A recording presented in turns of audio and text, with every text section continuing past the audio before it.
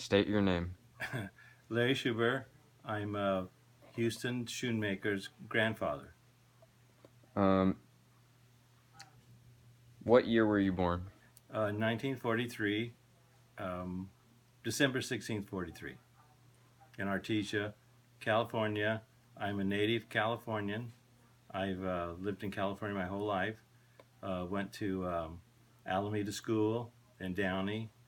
Uh, Lived there until I was 21. Went to East Junior High School and Downey High School. Graduated in 61 from Downey High School and got married in 1965. And then I went into service in 1966 and 67 uh, during the Vietnam War. And then got out of the service, came home, so, went to work for my dad and making jewelry, and worked there for 17 years and started my own company in 1977. I left the family business and started all over. And then I just recently retired a year ago and been married 53 years. And time went by fast. So, what historical events did you experience when you were younger?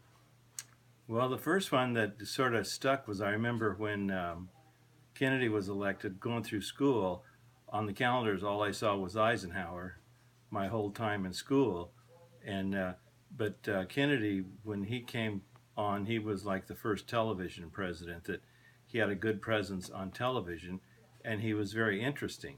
He was a very good speaker, and I didn't know anything about politics, but he was interesting to listen to. And so that was 1961.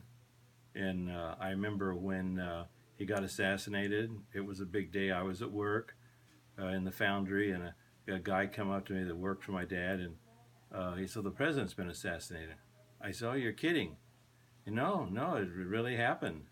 And we watched that all play out on television and that sort of stuff. And it was just the start of the Vietnam War, and then Johnson took over. And when you were 18, then you had to go down and sign up for the draft. And before I know it, uh, I was in the service, you know, working on Just turn it off. call from unavailable. Sorry about that. Technical interruption. But I remember Kennedy saying, in this decade, we're going to put a man on the moon.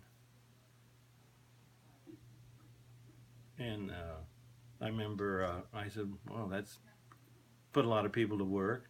And that was the start of the Vietnam War. And then Johnson escalated the Vietnam War. And before I knew it, I was in uniform, got drafted, worked on helicopters for 2 years, and got out. I was already married. And then we started a family in 1969. And that was the year April, sometime in April of '69, man landed on the moon. It was really cool.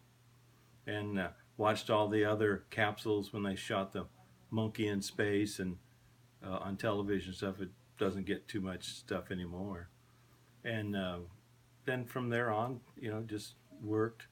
The '60s were a real turmoil of things with Kennedy being assassinated, and then I think Malcolm X, and then Robert Kennedy, and then Martin Luther King. And the wheels just sort of fell off of the movement then.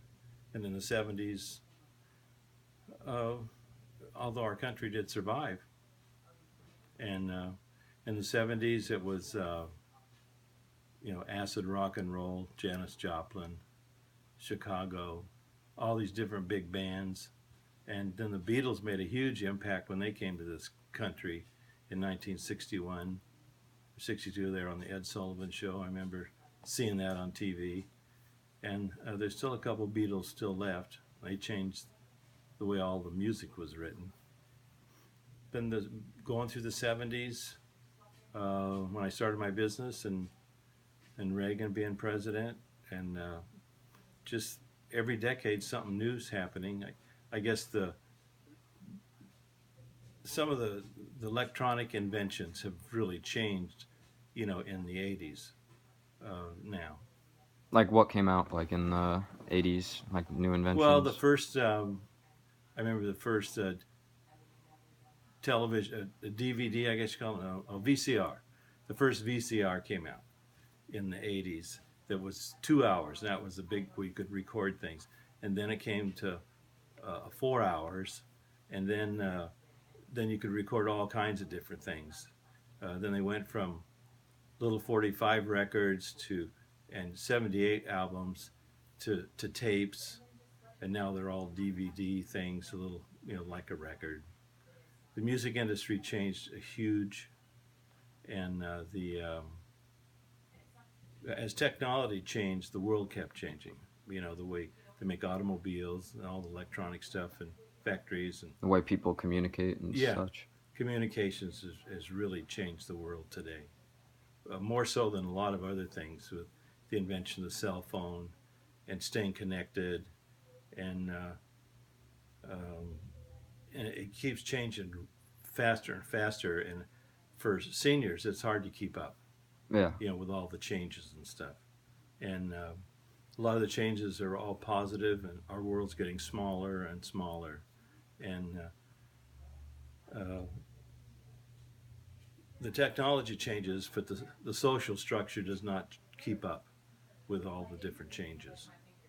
And trying to be alert, but you know, because of our culture and the world getting smaller, and because of the internet, that big invention there, that a lot of people around the world realize they've been shortchanged for a long time because of the internet, where other people have a prosperous economy and have a good life, and they're still living under a rock someplace and have no voice.